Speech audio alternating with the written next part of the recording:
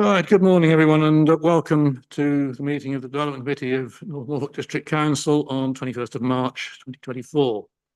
I'm Councillor Paul Heinrich, and I'll be chairing this meeting of the committee this morning. For anybody who hasn't attended one of these meetings before, the officers who provide and present our reports and offer technical advice sit either side of me at the top table. In front of me in the central area sit members of the committee who will be making decisions on the items on the agenda. Could I ask officers to introduce themselves, please? Good morning. My name is Jeff Lyon. I'm the Development Manager. Good morning. I'm Imogen Mole. I'm Senior Landscape Officer specialising in arboriculture. Good morning. I'm Rob Argyle, Senior Planning Officer. Lauren Gregory, Democratic Services. Colin Rubin, Team Leader in Development Management. Russell Williams, Assistant Director Planning. Fiona Cropson, Solicitor to the Council. Thank you. I'd like to welcome members of the public in attendance and those viewing the meeting remotely. Members of the public who've registered to speak, I will call you to the microphone at the end of this table at the appropriate time. A couple of notices as usual. Fire alarm, we're not expecting one this morning, any sort of drill, so if it does go, it is genuine. The exits are clearly marked. Officers will lead the way out to the assembly areas, which are the car park at the front and by the flagpole at the other side of the building. I ask you to make sure mobile phones are off or on silent. You usually get at least one that goes off. Right. I would hope we would not need to take a coffee break. Otherwise, if we do, it'll be around 11 o'clock. And public toilets are out in the foyer if you haven't seen them. Right, moving to item 2. Apologies for absence, Lauren. Thank you, Chairman. Apologies for absence has been received from Councillor Liz Vickers and Councillor Victoria Holiday. And if I may, with the following item, Chairman, Councillor Luke Patterson is present as a substitute for Councillor Liz Vickers. Thank you. We have no minutes of the previous meeting, given it was only a fortnight ago. They will come to the next normal meeting, beginning of April. I have no items of urgent business. None received. Thank you. Order of business will be as on your papers. Item 7, declarations of interest. Councillor Toy. Yeah, thank you, Mr. Chairman. I'll be speaking as the ward member, but I will not be voting as I'm pretty determined on this case. Thank you. Thank you. Yeah, I have to declare that I'm a director of ADA and I see that this is slightly within an IDB area. Thank you. I have received lobbying letters in relation to the Houghton application. I know other members have as well, but I think that just needs to be in the public review. Right, in which case we will now move straight to item 8. Erpingham PF/22/2650, installation of a lattice tower for 5G, etc. Argyle. Thank you, Chair. Good morning, everyone. Thank you for coming to today to discuss PF/22/2650, which seeks the installation of a 30-metre slimline lattice tower supporting 3 antennas, 2 0.6-metre diameter transmission dishes, 3 equipment cabinets, 1 meter cabinet and ancillary development thereto, located within the compound in Erpingham. The full assessment, conclusions and reasons for the decision are within the committee report. This is a balanced case weighing its proposed public benefit against its prospective landscape impact. The balance is in both terms of policy and in local interest. I'd like to now go through the site context. Locally, the site chosen for the mast lies within the Mannington and Wolston Conservation Area, the River Valleys Landscape Character Area, and although not directly within it, it lies approximately 80 metres south of the designated Thwaite Common County Wildlife Site. At a more local scale, the site is within a field used by horses and surrounded by a variety of species of trees such as cricketbat willow, oak, poplar, sycamore and hawthorn hedges.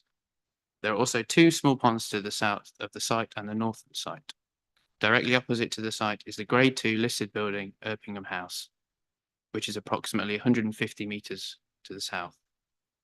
There has been a previous application on the site from 2021. However, this was withdrawn as a result of further justification and information required to justify it.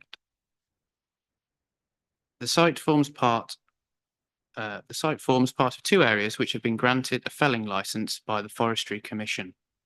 This has been partly enacted as of the 15th of February 2024. At the time, this removed many of the trees to the west of the site. The licence itself grants clear cutting of these trees, which is for the total removal and includes the 5 cricket willows to the rear of where the mast is proposed. As stated by Cornerstone in their landscape and visual assessment, where the mast would be visible locally, being predominantly screened by trees surrounding the masts, the height of the telecoms mast would mean that it would have an influence on the wider area, including the north, due to its visibility above the tree line. However, the licence has now been enacted. The larger of the trees have no protection from clear felling as per the licence conditions. It was, however, discussed with the agent prior to the enactment of the felling licence that trees could be protected via a legal agreement in order to retain the larger trees. However, this cannot be done since the licence has been enacted, and as such, the trees have no protection. A further minor point I'd like to add is that whilst the removal of the trees on the site is the main reason for the felling licence, it does also contain a commitment to restock with planting. However, in the context of this application, for such trees to grow to the height required to replicate the mitigative trees would take years and therefore is not considered significant when considering the proposal. Although not statutorily required under the NPPF, the Code of Practice for Wireless Network Development in England invites the applicants to provide a range of alternative sites for consideration. In this case, the applicant did provide at least 8 sites for the mast. Having visited these sites, it was deemed by the local planning authority that majority of these were too close to housing, in the case of the majority of the site, having greater impact on the amenity of the area, which is also corroborated by the applicant. One suggestion was to install the mast on the parish church of St Mary's.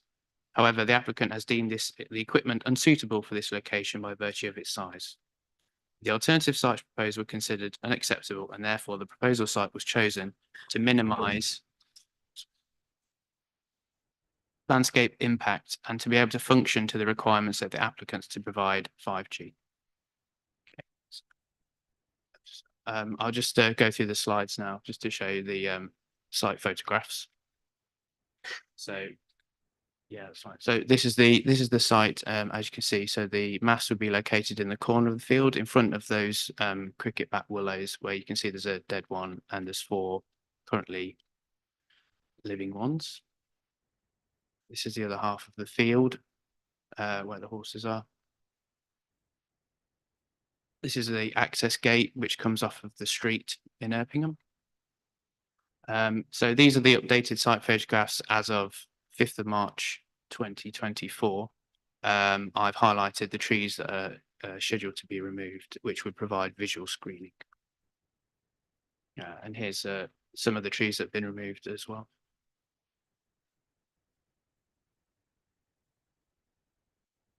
This photo is taken on the other side of the field, showing the removal of these trees. And I have included some photos that were taken by landscape officers upon their site visit to see in context the surrounding trees which are to be removed, which I've highlighted on each photograph so you can see which ones are to be removed.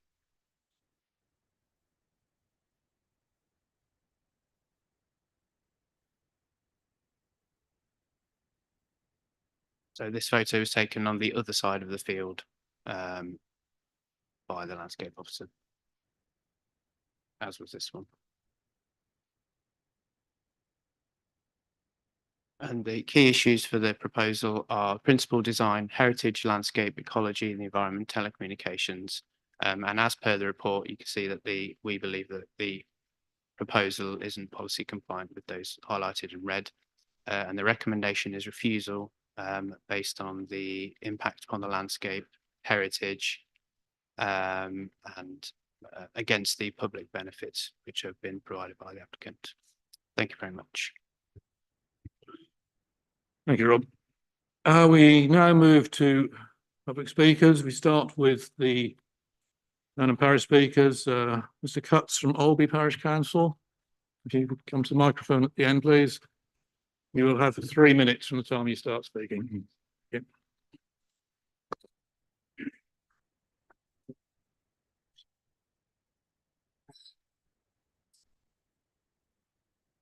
Good morning.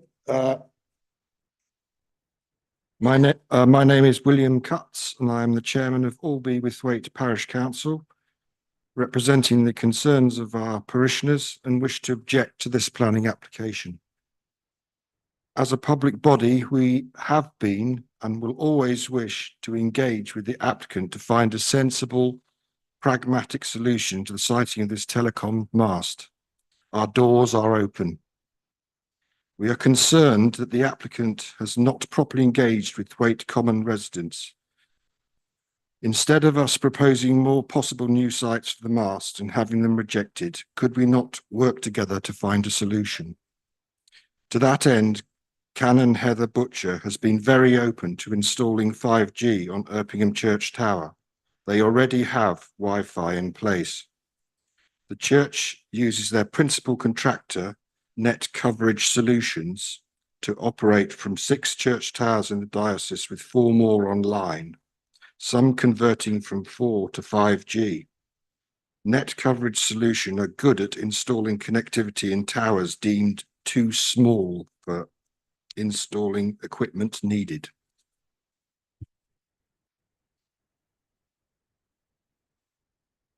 This planning proposal for a 30-metre tower would be within the Mannington and Wolterton Conservation Area and NNDC's designated Cultural Heritage Zone, an industrial incongruous intrusion into the landscape given its equipment and impact upon the surrounding conservation area. There is now minimal screening as the surrounding poplars have just been felled.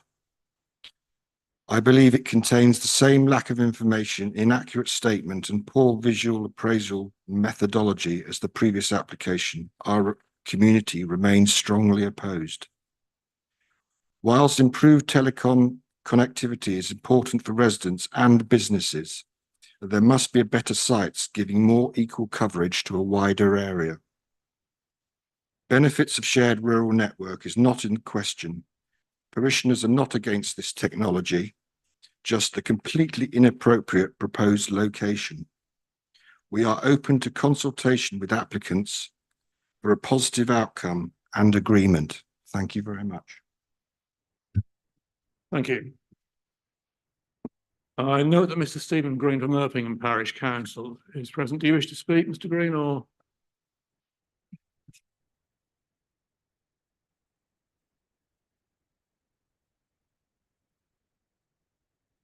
You might have 3 minutes. Thank you very much. I'm Stephen Green, Erpingham with Calthorpe Parish Council. The mast is actually situated within our parish council area, but most of the visual impact would in fact be on the Thwaite with Alby Parish Council area, which is why we've heard from Will Cutts.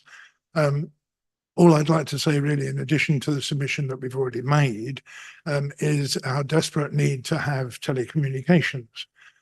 Especially in the light of the proposed landline withdrawals. We have people in the village who are vulnerable and who will, we have no mobile signal. I mean, we don't have 1 bar or 2 bars. We have no mobile signal in my house. I live in the street, and that's the same for most people in the village. But this, as Will has said, is the wrong proposal in the wrong place. Why did Cornerstone decide to go for the lowest point in the village to build the highest possible mast, instead of considering other higher points in the village where they may have been able to get away with masts that were not so visually intrusive? So it's a dilemma, and one that I sympathise with the councillors for having to determine. We desperately need mobile communication, but not this one. Thank you, Mr. Chair. Thank you.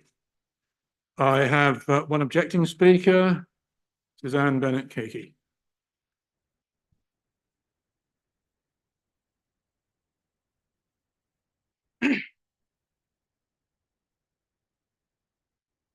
Good morning. My name is Suzanne Bennett-Keiki. I am a resident at Thwaite Common. And firstly, I'd like to thank you for giving your time to listen to my objection to the proposed construction of the mast next to Thwaite Common. I have read through the report and comments. However, no reference has been made to the Grade 2 listed building, Nutmeg Cottage, to the north.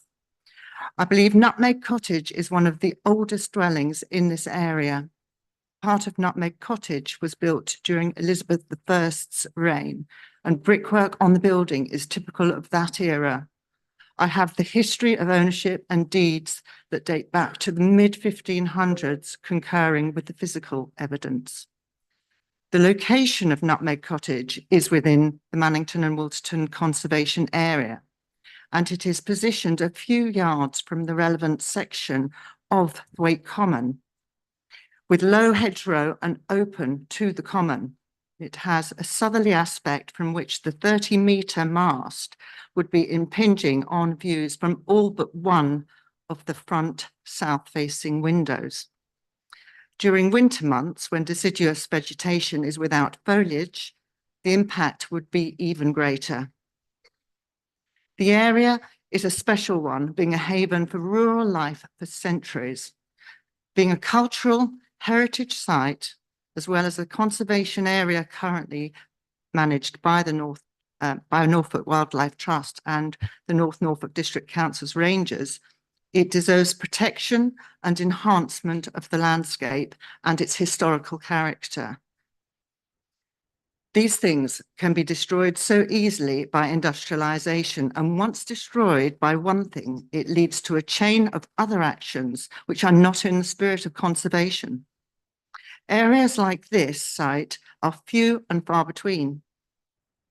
I am aware of the essential need of mobile signals, smart meters, and other benefits from good phone mast coverage, but note that little assessment has been given to the residents of Thwaite Common, and am objecting to the inappropriate position of a 30-metre tall mast directly adjacent to an area of unique historical and conservational significance.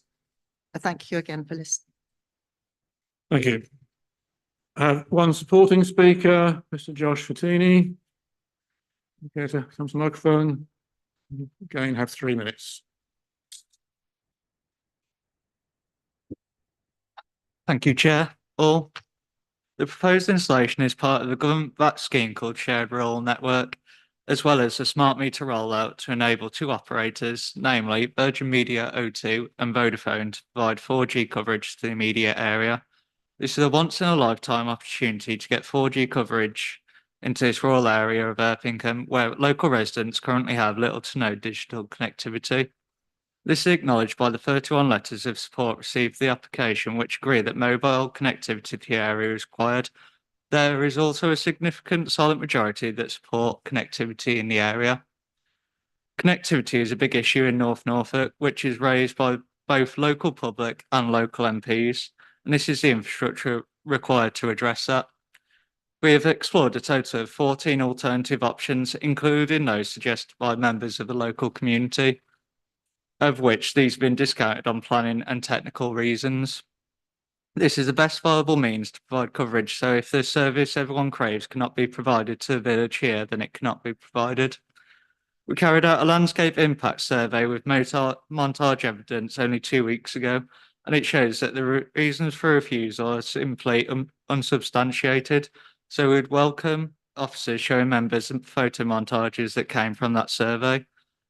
The montages show that there will be no adverse change to the setting of the mast in the wider surrounding area, despite the recent felling of some of the trees around the site. A robust addendum was submitted along with 2 additional viewpoint locations to address the points which the landscape officer raised. The additional photo montages confirm that the mast would still be screened from the majority of locations, even during winter. Only the top of the mast will be visible, which has to rise above the tree line in order to reach target coverage area as recognised by the Code of Practice. Whilst it is acknowledged that the site is located within the conservation area, the whole site search area is located within the same conservation area, and therefore it cannot be avoided in order to provide 4G coverage and smart metering through this area. To summarise, this shared rural radio base station will provide the highest quality telecommunications coverage to the surrounding area whilst having minimal impact on the aesthetic value of the landscape. The slim lattice structure is sited within an area of mature trees, along with its colouring, will prevent the installation from being prominent. I encourage the committee to enable its community to experience the benefits of this opportunity for two operators to utilise the same mast while providing smart metering to the area as requested by the majority of local support. Thank you. Thank you. Now goes a local member, councillor John Toy. Thank you, Mr. Chairman. Mr. Chairman Committee, I'd like to start by thanking everyone who has contributed comments towards this application and to officers for their report and presentation. I believe it is clear that everyone recognises the need for better rural connectivity, be that for personal use, business, smart services and safety. The question here today, is this the right location in planning terms? I have campaigned for, and we now have a digital champion within this council, and my interceding for the 40% of our residents that live in the countrysides mean that I now sit on the National Rural Special Interest Group. So please be in no doubt, I want the best for our rural communities. Planning requires us to balance the protection of special areas against the need for modern communications. It also requires companies to carry out proper community consultation. And looking through this and the previous applications, which had more objections and none of support, clearly this is what residents desire. The church was discounted, yet the diocese have clearly stated they are already supporting 5G masts and happy to make adjustments. Why a planning application when a 30-metre mast is allowed under permitted development? It's because it is in a special area and above that which would be permitted under those rules. And they have cited it in a valley and not on a hill. It's put the size of let's put the size of this structure that they claim can be hidden by a few trees into some perspective. The average height of a house in the UK is 7 to 8 metres. That makes this structure 4 houses high. So if we include the roof spaces, I make that 12 floors. The application and its quality. As officers have recognised in their report, it is located within the site of 2 Grade 2 listed buildings, yet the applicant ignored this. A small detail, but shows a lack of attention to detail, is the location information. They had to amend it as it was wrong. But even the corrected version has instructions for a site in Lincolnshire. The coverage plots. These are theoretical and done as a mathematical calculation and not on testing. According to coverage plots for my house, I have good indoor and outdoor coverage. That is far from the reality. In their own document, Radio Planning and Propagation, it explains how trees, buildings, etc. Affect performance. Talking trees. Many of the trees that the applicant was using as a claim screen on the site have had to be removed because of rot. Tree protection orders would not have prevented that. And any new planting will be upwards of 20 years before it could possibly screen this 30-metre mast. The son of the landowner contacted me and asked that if the committee is minded going against the officer's recommendation and approve this application, that you consider placing a condition on the applicant to maintain the trees and landscaping. As it currently stands, this would fall to the landowner to maintain at the landowner's cost. There is much talk about it being a 5G mast and the information on 5G, but the documents state it will deliver 2, 3 and 4G technology. To get 5G with information in the previous mentioned document, you will need more masts. It is for Vodafone and Telefonica O2 and Virgin, as we've heard. So except for emergency calls, EE and other customers will not get an improvement until when and if we get a proper combined rural network operational. The location. This is a special area as outlined in the officer's report and presented by others.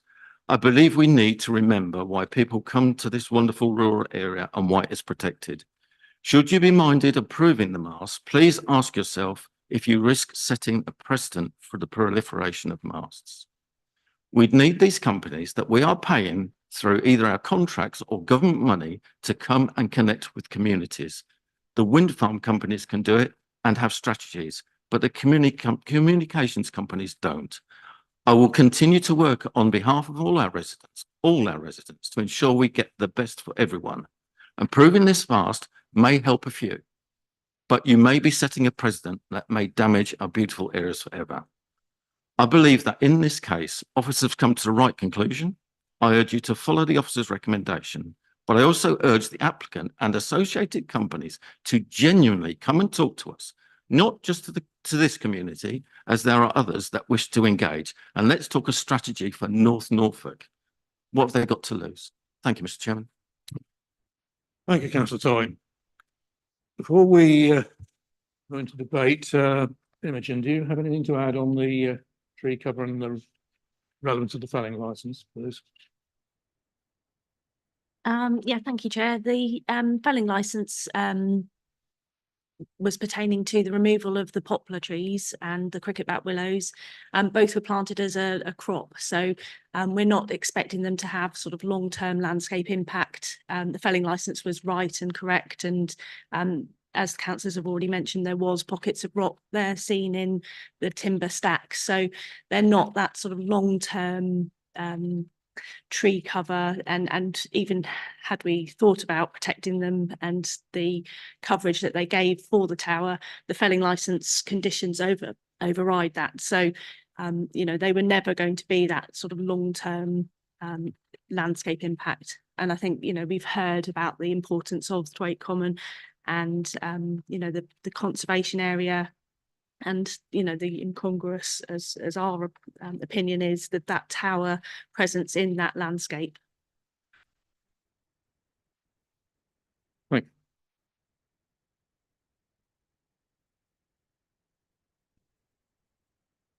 I understand we have some photographs from the agent of their montage. So yeah, I'll just show these. These have been submitted very recently. So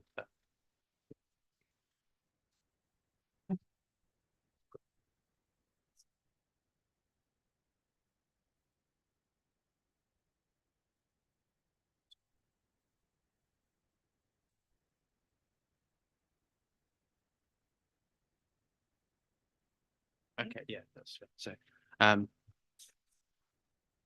So this document was submitted recently in response to the felling of the trees to reassess the landscape and visual impact. It uses 12 viewpoints from the local area taken during the winter months on the 4th of March 2024, as opposed to the summer months, which the previous landscape visual assessment had done.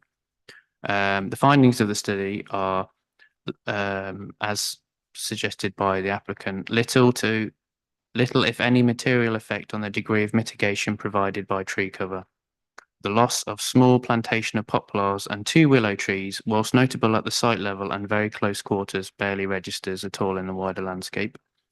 The masts will be typically very well screened, with only small proportion of the top part of the mast occasionally coming into view above the tree line. And an additional viewpoint was included to address the specific point raised by a landscape officer that there would be increased effects on the street as a result of the tree loss, viewpoint 8. And the final point is viewpoints 9 and 10 confirm the small amount of visibility of the mast as viewed from Thwaite Common and the minimal difference that the recent tree removal has brought about. So I'll just show you so these are the 12 points. So.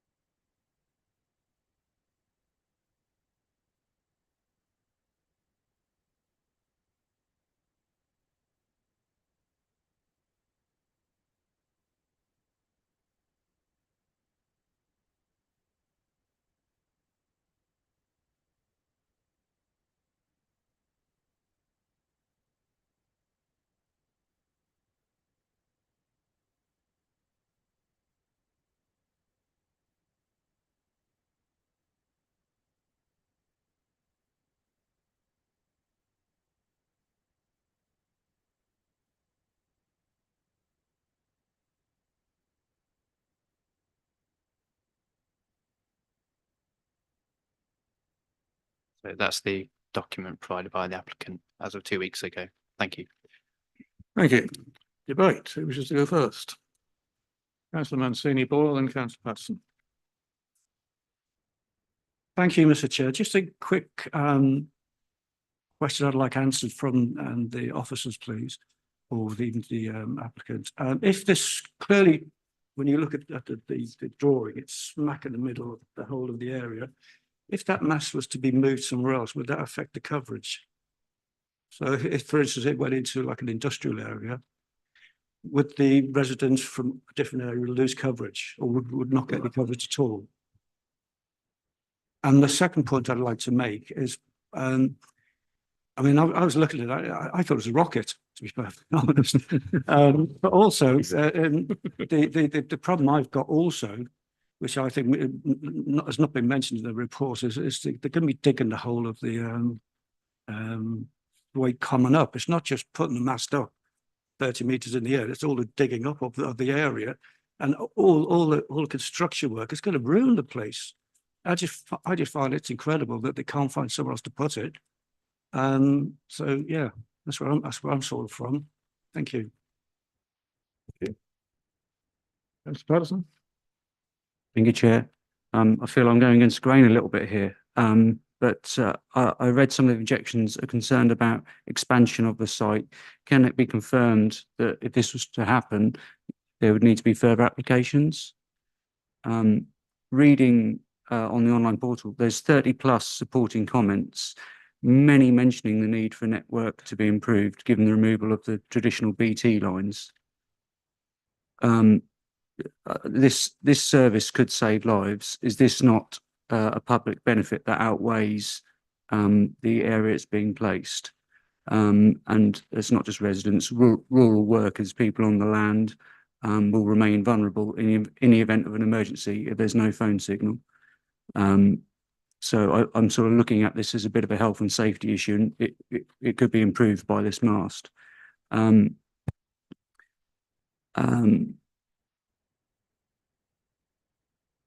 there's a few objections saying that residents will be able to see the mast.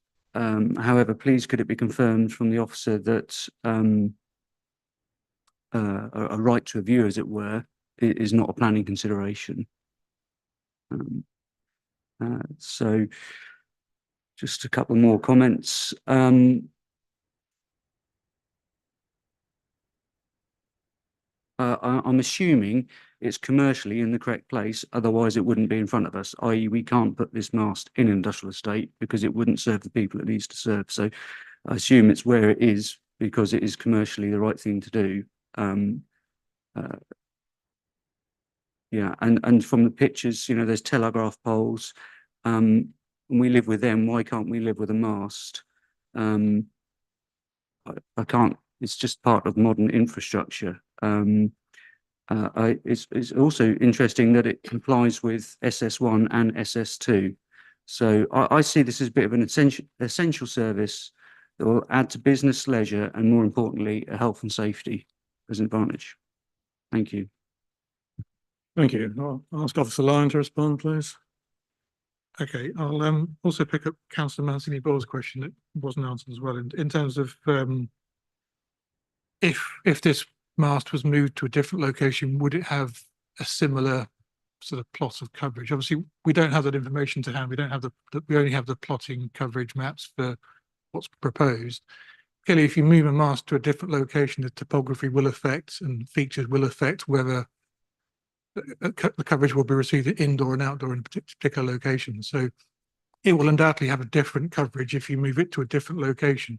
And that may mean having to make it taller in a different location to achieve the same amount of coverage. And that's obviously part of what the applicant has done in terms of going around looking at all the different sites. What's the most of the feasible site? In their view, this is the best site, but clearly this comes with impacts, and those impacts are obviously what are before you, the reason why it's before you as a committee. In terms of the question of if we grant this permission, would expansion also need permission? It entirely depends on what equipment is being installed, because there are permitted development rights for mast. So it does depend what expansion they were looking to add on to there. But if they're adding to the heights, then yes, in this location, it would need permission if it goes above 25 metres.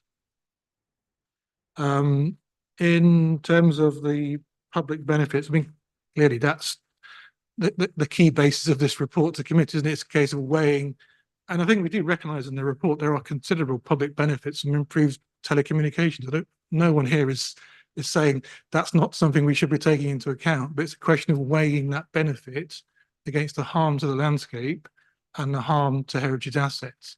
And that's for you as a committee. You're making the judgment here. We've weighed it in a particular way that we feel the benefits don't outweigh the harms don't outweigh the benefits. Sorry, the harms outweigh the benefits. Okay. So we're saying, yeah, the heritage harm, the landscape harm outweigh the public benefit, but you as a committee could reach a different conclusion if you wanted to ascribe more weight to the public benefits and less weight to the heritage harm. That's the judgment call that you have as a committee to make those calls. In terms of the question about a right to review, yes, unless you own the land, you don't have a right in law to review. Clearly, it's a question in terms of the policy implications, looking at what are the impacts of that development on people's reasonable enjoyment of their land in terms of our policies on residential amenity and that sort of thing. So yeah, so there's no rights to review. Okay.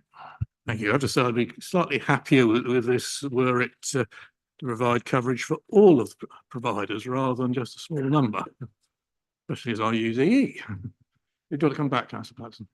So additional, because this is something that was picked up in the objections, we could condition any additional expansions need to be an application, a proposal.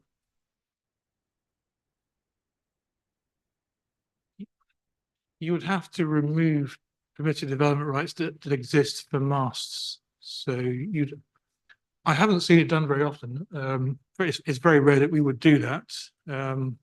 But you'd effectively have to take away the rights of the developer to build what would be permitted development.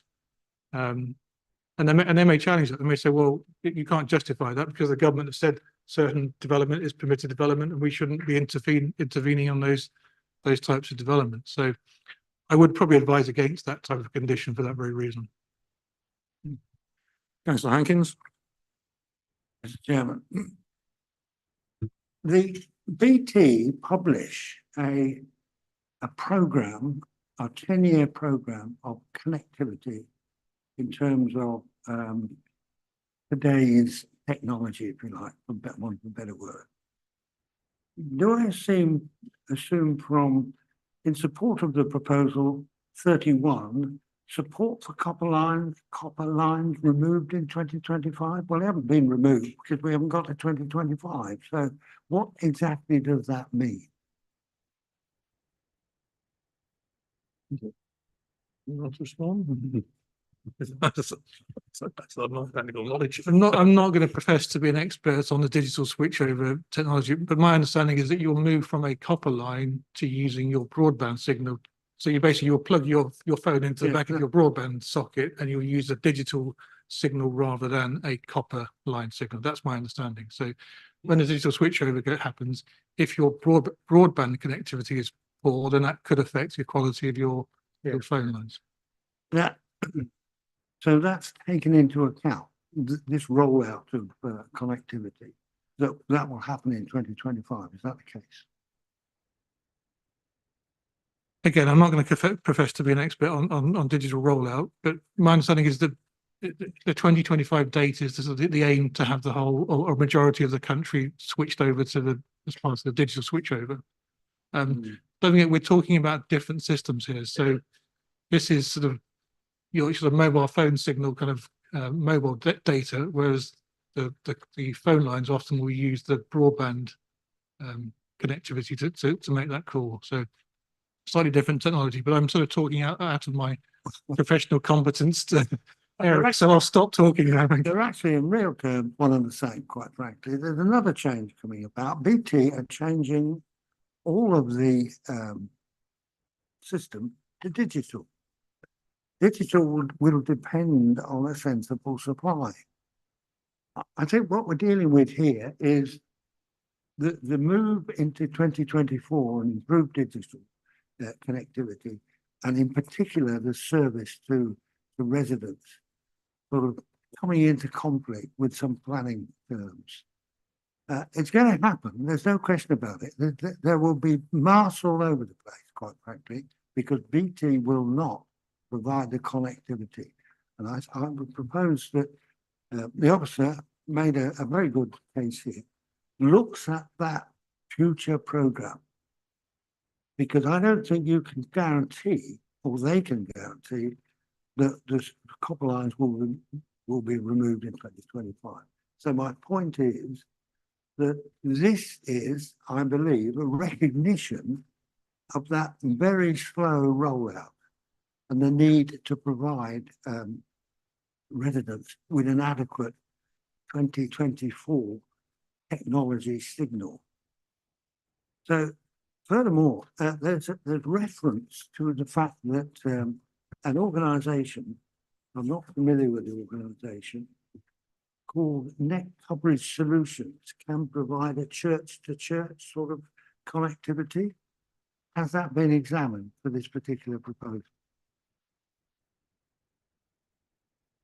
Yeah, I mean, the only response to that I could provide is that the applicant did look into the church and they deemed that the equipment was too large for the church. So unfortunately, it wasn't a viable option, I'm afraid. Right. So that's the only answer. So I've it got. has been examined. It has been looked at, yeah. The applicant has looked at that and also, as Councillor Toy pointed out as well, mentioned it as well. I do think we need to keep in mind that we are looking at this particular application, Yes. its relationship to wider telecoms issues, which from my personal point of view are a complete and utter shambles. There's no coherent national approach to this. You've got BT, Openreach, various other private companies, none of which seem to ever work together. We have to deal with this application as is in front of us, which is from one company for one mast, which is taller than they could have put up under permitted development rights. And we look at that. I mean, I presume that they have got possible other alternatives of putting up a shorter tower, which would not then be in front of us. Which is in front of us because it's a 30-metre tower and it's in a conservation area. Can I just come back on that, Mr. Chairman? No, you've had your say so far. Councillor Hankins, Councillor Otherway. Thank you, Chair. I think it's actually quite difficult when Councillor Patterson's raised the issue really quite clearly about health and safety, which is a genuine one. The switch off, as I understand, if you're registered as vulnerable, then your phone line will not be terminated. But there's all kinds of question marks on that, and clearly it's going to be quite hard to put an entire area as vulnerable on each individual. But I'd like to thank the officer for his report. I think he did a really great job. Thank you very much. And also Councillor Toy, I thought the comments that you made well thought through and very, very welcome for that. The local knowledge really adds to that. I think on balance, I'm inclined to agree with the officer's report, and I would find it difficult to vote for this given the circumstances, given what I've seen, and given the other viable opportunities. Also, given the fact that it's not even covering all of the main players in the game, so I'm guessing they're going to come along and want to stick their own mast up, and now they've got a precedent and so on and so forth. So I'm afraid, no, I won't be able to support that. Thank you. I will be able to support the officer's recommendation. Right. Are you proposing the recommendation then? Yeah, I'll propose that, yeah. Thank you. Right, Councillor Fisher. Thank you, Mr. Chairman. And yes, and I understand the need for this connectivity, but this is undoubtedly the wrong thing in the wrong place. And I would like to second motion that we refuse.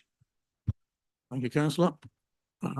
Councillor, yes, Andrew. Yes, thank you, Mr. Chairman. Good morning, everybody.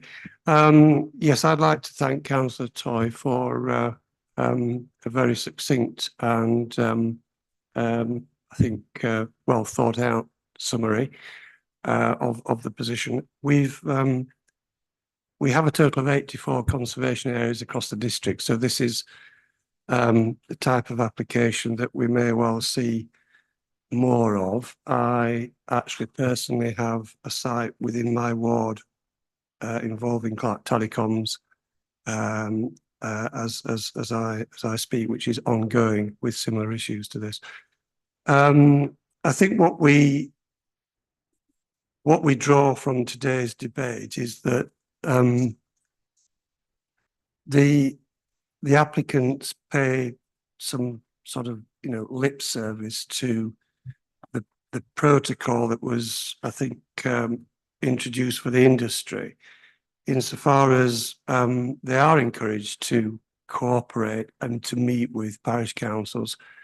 But that seldom happens. What tends to happen is that a pre-application is made and some kind of statement as to what the proposal is going to be is delivered to the parish council, and then that's the end of the story.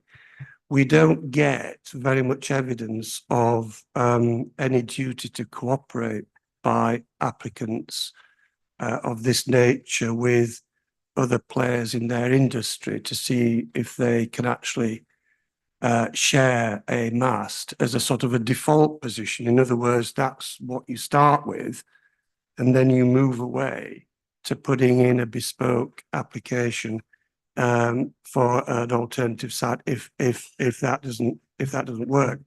And I don't see in the papers very much evidence of that duty to cooperate having been undertaken. There's a reference to it, but there's no sort of analysis of why other sites, other masts nearby are not suitable. And the other disappointing thing I find is that I can't, with the exception possibly of a photograph provided by Councillor Toy in his response to the application, I don't see any footage of the impact on Erpingham House, which is the listed building, and obviously a central player in the conservation area status for the this particular part of the district. I don't see any montage or photos of the relationship between the mast and the impact on the listed building. I'm even struggling to imagine just what the distance is between the mast and Erpingham House for that very reason. So I think I am with Councillor Netherwood. I don't think this is on his submission. I don't think that this is in the right location. It's obviously going to divide the community, because we can see, as it will do in the community in my ward, if the application proceeds that I'm familiar with, it's divisive in the community, and therefore I think I will be supporting the officer's recommendation on balance. It's a fine balance, but I think the recommendation is the correct one on this application, Mr. Chairman. Thank you. I have two more members wishing to speak, but Mr. Williams, you want to come in there? Yeah, could I just reflect on a couple of bits? It's probably 25 years roughly since I dealt with my first telecoms mast, and it's been a interesting field ever since. Mr. Lyon did a very good job, in my view, 10 minutes ago to try and explain some of the technology and duck a large part of it, because this is one of the areas which technically your planning officers will always struggle. But if we simplify it here, from my perspective, we're dealing with an application for something sticking out of the ground in a site. And effectively, there is undoubtedly public benefit to the proposal. Yeah, that's beyond doubt. How much weight you think you give to that is for you to determine. Undoubtedly, there is some visual impact that is detrimental from the same thing as well. And as Mr. Lyon said, it is effectively a balance between the two things. We can dress it up with all sorts of other bits and pieces, but at the heart of it, that is the issue. It's made a degree more sensitive because of the site in question, the proximity to listed buildings, the conservation area, etc. But it is a challenge, and your officers, Mr. Argyle, his line manager, Mr. Rubin, have been, let's just say, battling, for want of a better phrase, with weighing up that for some time. And it's not been an easy one. I would just observe that, in my view, the balance changed and became clearly against this, rather than much more sat on the fence and not quite sure which way to go, as a consequence of the felling licence. As a consequence of the fact that that has enabled some of the trees in the area to be taken out, and enables further to be taken out. I'm not saying we would have given you a different recommendation on this, but if we have absolute confidence that those cricket willows that were on the pictures, and indeed the poplars that have been felled, were still there, then the harm would be less than it is now. So for me, as somebody who has had an involvement in this moved from being a tricky professional call to advise you, because of the felling licence position, to being one that resulted in us jumping with 2 feet to, as the crude way of phrasing it, to the recommendation that Mr. Argyle put to you. So the felling licence effectively for us was the kind of the final nail in the assessment coffin that resulted in the recommendation for refusal to you today. Thank you. I've Councillor Beattie and Councillor Fitch-Tillett, and then we'll go to the vote. Councillor Beattie. When you look at it, basically, we obviously need the telecoms at some point, but where it is at the moment is not appropriate. I think we should, John really summed it up, and that's where I feel I'm in favour of refusing it. Okay, Councillor Fitch-Tillett. I think my question's probably going to be irrelevant at the moment, but going back some years, I believe there was a way whereby telecom masts could be disguised as fir trees. Is this still the case? And this is worth looking at. And just to add a little personal thing, I'm in a knot spot in Overstrand. I've got a mast up in Hungry Hill, I've got a mast up in Forest Park, but the signal goes over my head and I have nothing. So I have to use my mobile phone through my Wi-Fi. And I think that's probably one of the ways forward for people in the future, if they are in a knot spot as I am. Okay, you want to? So if I can be slightly flippant and agree with the first part of Councillor Fitch-Tillett's observation, that probably much of that wasn't incredibly central to the consideration today, but because we're considering the application before us, but you're right, you know, back 15, 20, 25 years ago, there were all sorts of interesting, for want of a better phrase, designs that allegedly disguised telecoms masts and made them look like something else. And yes, there were some that allegedly took on the guise of trees, which was always interesting when the leaves of the other trees that were actually around them fell off, and occasionally they looked fairly stark and somewhat comic in that regard. Personal view, that is, clearly. Others might have loved them. Thereafter, to be honest, it more went into the conventional side of, were there actually any higher structures that the equipment could be added into, and that tended to move people into the church tower, water tower kind of area. So you mitigate the impact by adding it to something that exists rather than create an artificial thing. But crudely, we are here to determine, or you're here to determine, the application as Mr. Argyle described it, with the lattice framework image as he showed it earlier. Thank you. We'll now move to a vote. The recommendation is for refusal for the reasons set out on page 19 of your papers. Proposed by Councillor Netherway, seconded by Councillor Fisher. Lauren. Thank you, Chairman. Councillor Beattie? Councillor Brown? For. Councillor Fisher?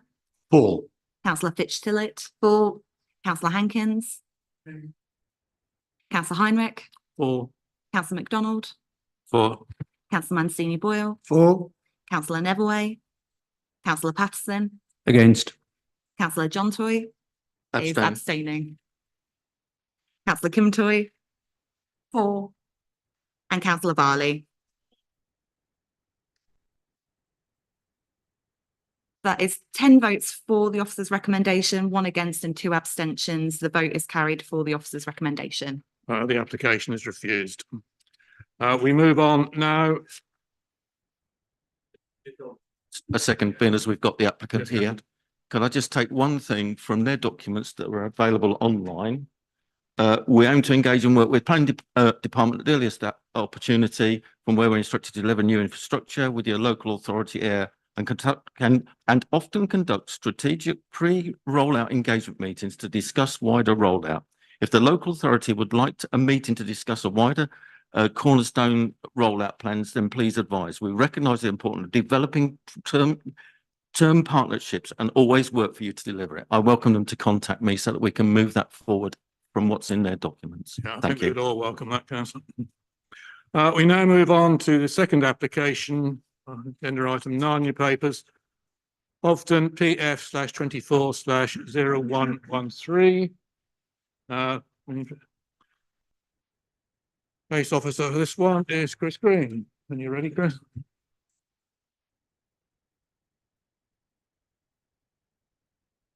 Yeah, unfortunately, the case officer.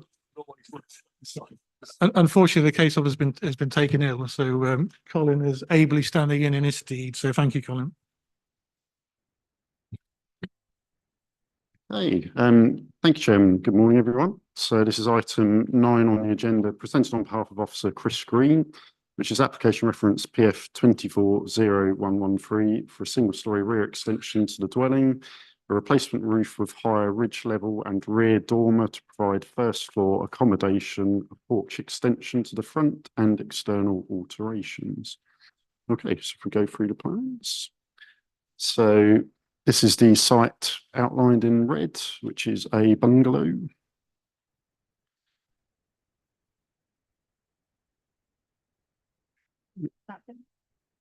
And this is the aerial view of the site. Again, you can see the context of what is a housing estate, predominantly mainly bungalows and chalet bungalows.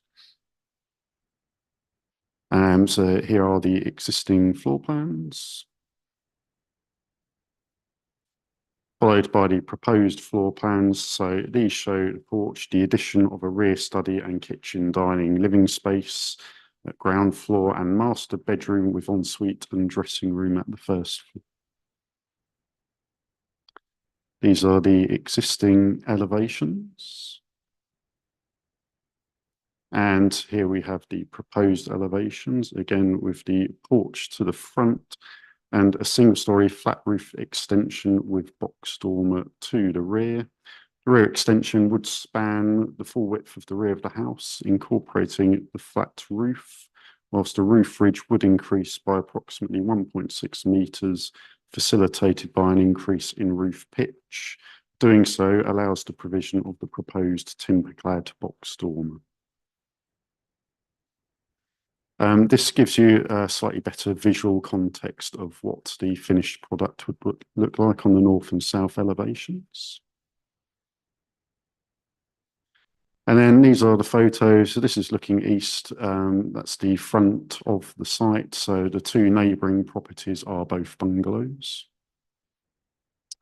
And again, this is looking the other direction to the west. So you can see the subject property outlined with the arrow. So this is looking northwest towards the neighbouring bungalow. That has a garage extension at the side, and you can see the separation distance between the two. And again, this is the neighbour to the other side, again with a degree of separation. And this is just a quick view looking south towards the applicant's rear garden and towards the rear boundary.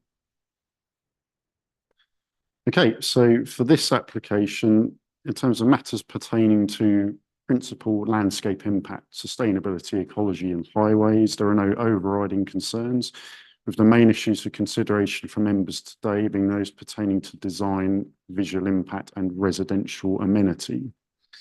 So in terms of design, the proposed front porch, although large, is not considered to be visually detrimental in the street scene in the context of a housing estate.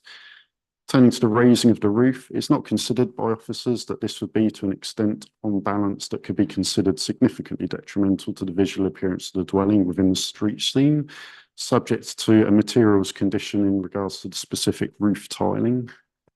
The materials for the proposed rear extension and dormer, although different, will not be overly widely visible and raise no particular concerns, arguably adding visual interest and given the context of the existing housing estate, which does not feature a uniform set of properties with examples of a mix of materials. So overall, it's considered the proposed development complies with the design requirements of policy EN4. Turning to amenity, the proposed rear extension raises no significant concerns given the driveway separation on both sides with no side-facing windows. The raising of the roof raises no overriding concerns in respect of loss of light on the property to the southeast, affecting only a secondary high-level window of a room that benefits from a large main front window and affecting only a non-habitable garage window on the property to the northwest. The proposed box dormer raises no privacy concerns from officers regarding properties directly behind the rearmost boundary, given the high degree of separation distance, which well exceeds the recommended amenity criteria in the North Norfolk Design Guide, as detailed in the officer report. As for the two neighbouring properties either side, the concerns raised by the local member are noted. However, the proposed first floor bedroom window on the rear box dormer would afford only oblique views towards their gardens. The dressing room window is closer to the boundary, however, this is a non-habitable room and so overlooking would be minimal, in addition to which it could be obscure glazed through condition. Also factored into officer considerations is what's potentially allowable under permitted development rights. In many circumstances, the addition of a rear box dormer could be achieved under such rights on many properties, affording less weight to the matter of overlooking, and indeed this would not be an untypical arrangement in many circumstances. In addition, the council have very recently received an upheld appeal decision in Sculthorpe relating to the conversion of a roof space and the introduction of a large first floor rear gable window with Juliet balcony on a bungalow, again neighboured by other bungalows. In that instance, the inspector concluded that, and I quote, "It is not unusual to have bedroom windows at first floor level looking across the rear garden and having something of a view across neighbouring gardens. I do not see any material difference between private rear amenity areas at the back of two-storey houses and such areas at the back of bungalows. In the former case, there are windows with views across the rear of the houses, normally from bedrooms, as is in this case. I appreciate that the occupiers of adjacent bungalows will have concerns about the perception of being overlooked, but I cannot see that this justifies the refusal of permission," and that's end quote. It is therefore consistent that the same principles would generally apply to this application. It's further recommended that a condition could be imposed to prevent the use of the proposed flat roof extension for the purposes of a balcony or a roof terrace. So overall, on balance, it's considered the proposed development complies with the amenity requirements of policy EN4. So to conclude, the alterations and extensions are considered to be acceptable and compliant with the development plan policies, subject to appropriate conditions. Thank you. Thank you. We have no parish speaker, no objecting speaker, no supporting speaker. Councillor Dixon is not present today, but has sent in a written statement. I believe. Jeff, are you reading? Yeah, I'm happy to read that out, Chair. Yeah. So, as a local member, I'm not able to attend the Development Committee meeting in person, but I've written the following representations to be circulated to Development Committee members and read out on my behalf. The two key issues seem to be, number one, when the permitted development rights and general permitted development order were drafted, it was never intended for them to be automatically applied in all situations. The basic planning principle of every application must be judged on its own merits, applies, and there are provisions for permitted development rights to be withdrawn. This application, particularly the first floor part of it, must be decided by balancing the level of harm caused to neighbours against the benefit to be enjoyed by the applicant. Number two, When a mature area of housing has a long established character defining its sense of place and life quality, it is reasonable and proportionate for one resident to make a major first floor alteration which will significantly harm the amenity and quality of life of several neighbours. Moreover, is it reasonable and proportionate to set a likely precedent, potentially causing similar harm to 15 other residents in future? Finally, when that alteration reduces the range, diversity and quality of local housing stock by removing amenities which the other residents highly valued when they decide to buy, is that an acceptable basis for a reasonable planning decision? I contend the answer to all three questions is no, and therefore ask you to refuse the subject planning application, or at least the first floor part of it. Thank you for listening. Thank you. Councillor Anthony Boyle, the other ward member, do you wish to add anything? Thank you, Mr. Chairman. I prefer to keep my powder dry for the moment until I've heard what everybody else thinks. But can I ask Officer Rubin if we could, it's a little bit quick for me maybe, could we go back to the floor plan of the existing and the new application, please? Thank you.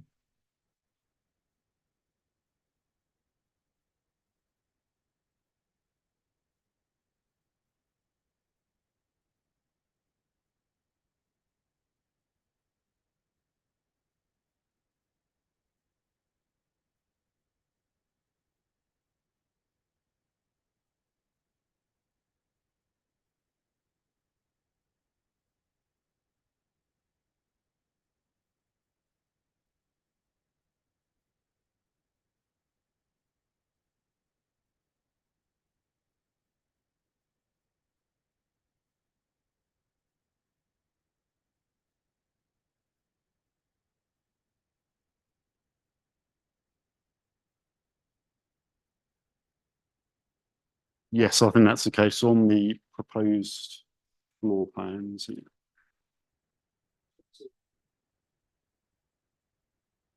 So it does show a master bedroom at the first floor.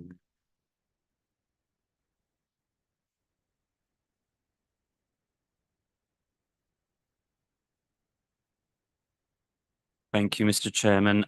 Firstly, can I just say thank you to the case officer for his work on this application.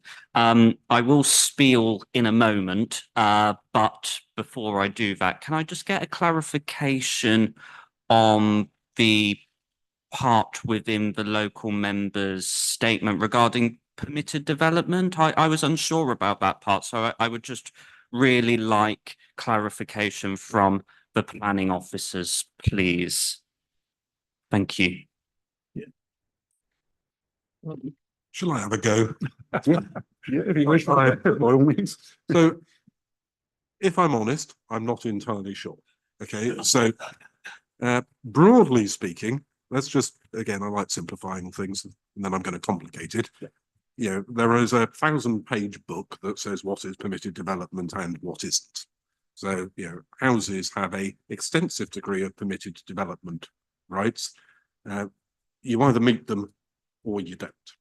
Okay, the council does have broadly two ways where it can withdraw permitted development rights, but needs to make an active decision to do either, and hasn't, and I'm not meaning that critically, in this case. Okay, so the two ways are either in approving something related to, for sake of argument, that house, we can look to withdraw some permitted development rights for what might happen thereafter. That's not unusual. We quite often do that from one degree or another.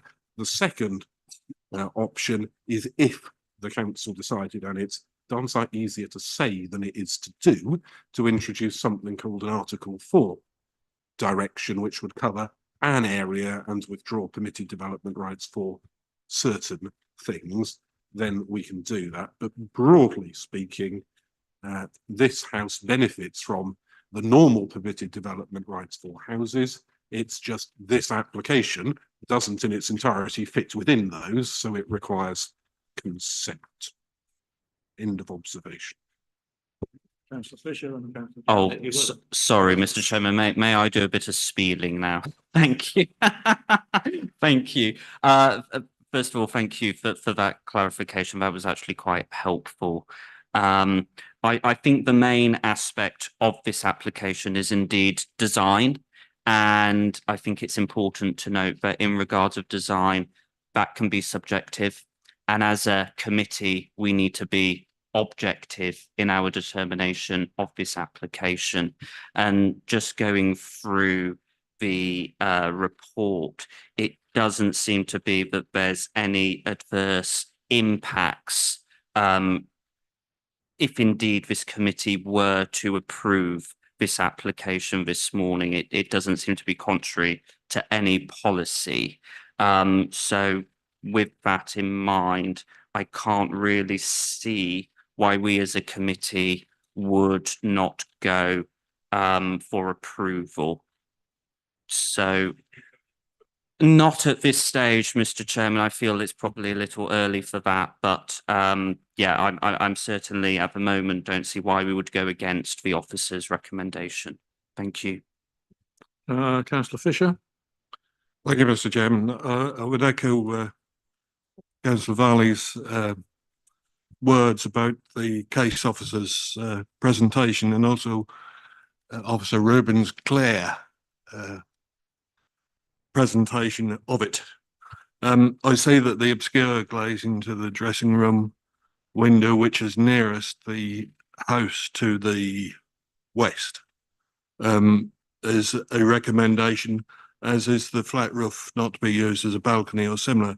I think we've had one or two very similar applications. The last one I think was in Munsley, which we did go and view.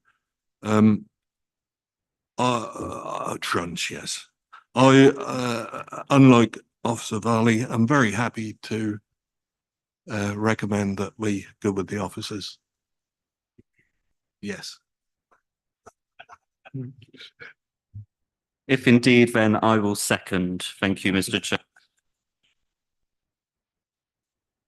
Yeah, thank you, Mr. Chairman. I think, again, sorry to go back to the permitted development, but just for clarity, because if it was permitted development, it would be a prior approval, is my understanding. Am I right or wrong?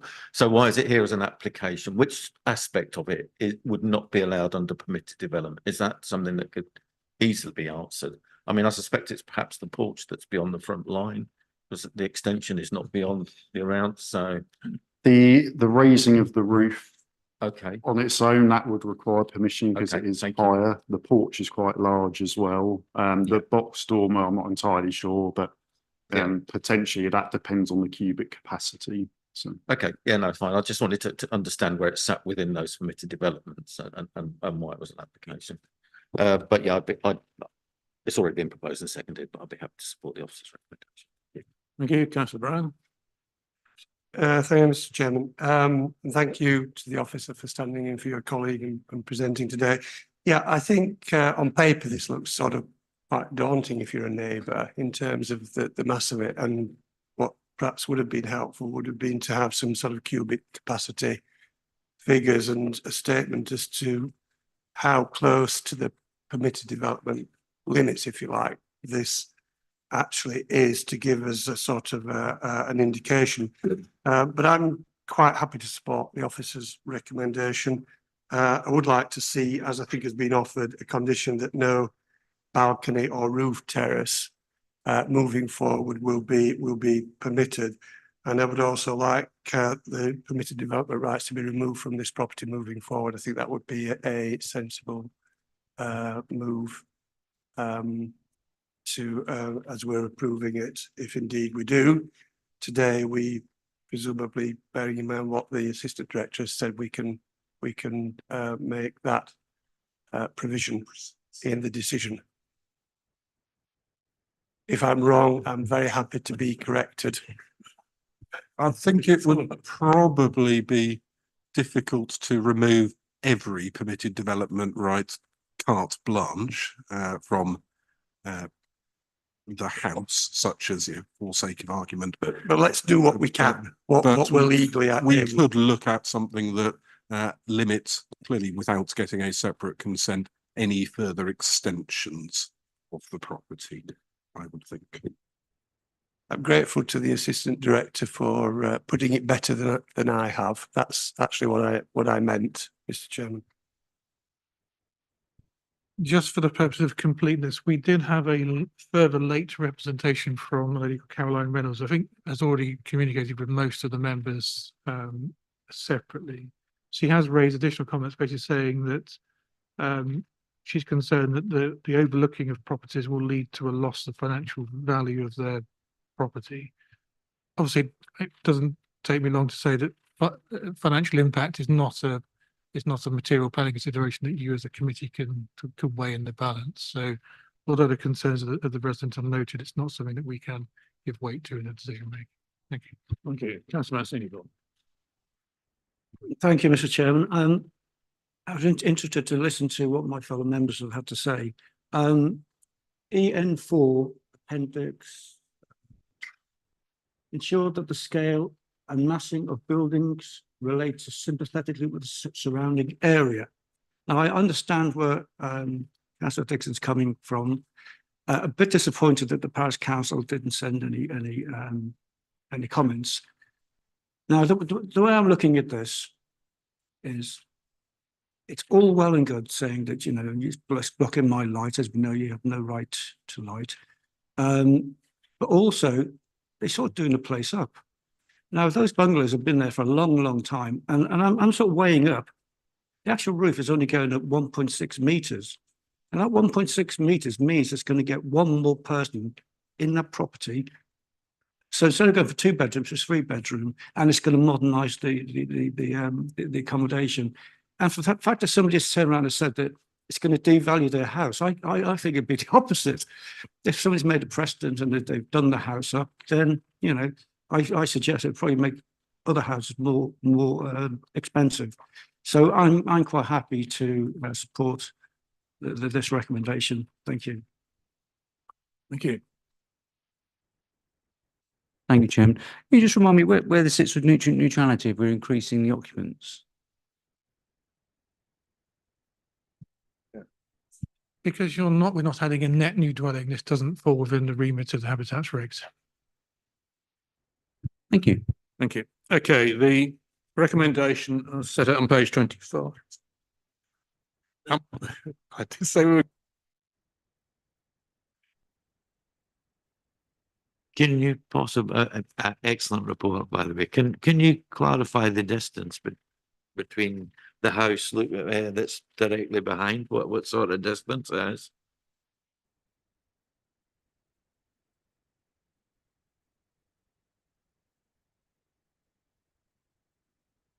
So, yeah, the distance to the rear boundary is 26 metres. And I think to the properties themselves, it does say 46 metres, but 26 metres to the rear boundary.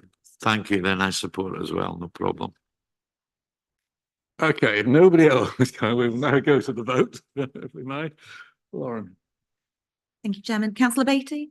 For. Councillor Brown? For. Councillor Fisher? For. Councillor Fitch-Tillett? Councillor Hankins? Councillor Heinrich? For. Councillor MacDonald? For. Councillor Mancini Boyle? For. Councillor Neverway? Councillor Patterson? For. Councillor John Toy? For. Councillor Kim Toy? For. And Councillor Varley?